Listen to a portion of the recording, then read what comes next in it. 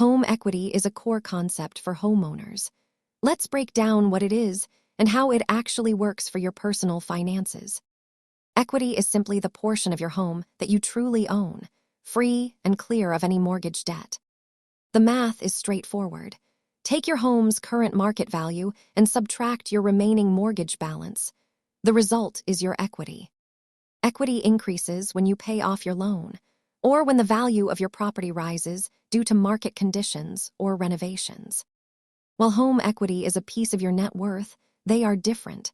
Equity is asset-specific, whereas net worth is your total financial picture.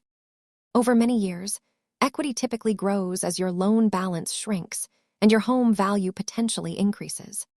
Remember that equity is tied up in your home. You can access it through loans, but that usually means adding new debt. Understanding your equity is key to long-term planning. For more basics on real estate and debt, subscribe to the channel.